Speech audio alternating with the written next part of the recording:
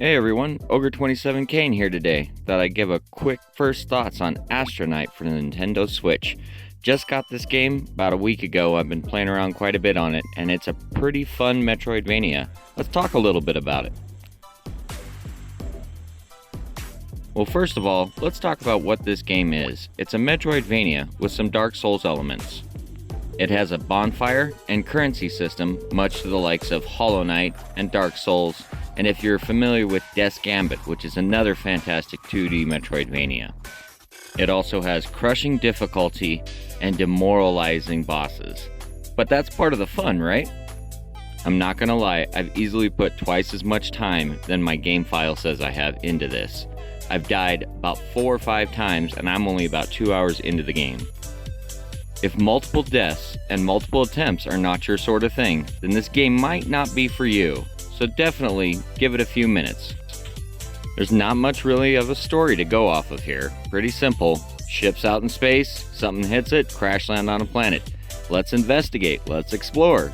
You know, traditional Metroidvania fare.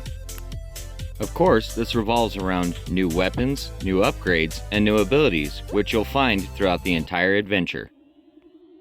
The other thing I'll say about this is don't let the simplistic art style fool you. There's stuff hidden in every crevice of every room. So many enemies would drop down and attack me, so many things would fly at me that I was not aware of. As you play, the game kind of disciplines you to pay attention to these little details. The other thing that is much in lines with the Souls games and Hollow Knight is learning. You need to learn and adapt to every room, you need to memorize every room, and you need to use that muscle memory to help you get through every area. Because many times you'll find yourself without a save or health, and you'll have to figure out how to get back to where you were.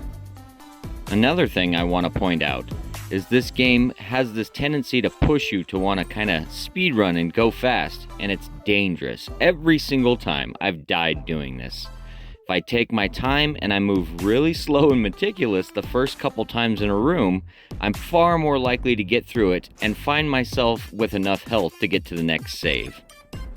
Speaking of saves, they're not very close to each other. In some areas, I had to go for quite a distance, which doesn't seem like much in the realm of minutes, but when you're trying to do challenge room after challenge room, they add up on you pretty quick. I see the magic and the charm in this game though, and it definitely deals with the repetition and the memorization. Once you finally achieve a goal, you beat a boss or beat a room, suddenly you feel good. It's one of those things that kind of lacks in a lot of current video games. And for me as a child growing up with a lot of NES and Super NES games, that feeling was a lot more plentiful than it is nowadays. If anything, the most common thing amongst this game, Hollow Knight, Dark Souls, and any of the other games that are like them, it's challenge and triumph. Triumph is one of the greatest feelings you can feel as a human being. So when a game can give you that feeling, you take it. And that feeling of triumph is what gives us the drive to go back and try and try and try again. Because when you achieve that, there is no greater apex in any video game. Well, I really hope you enjoyed this video. It was a blast to make. I'm gonna finish this game up and hopefully give it a full review. This game is gonna drive me crazy and make me pull my hair out, but I hope to enjoy every minute of it. Thanks for watching. Ogre27 Kane, signing out.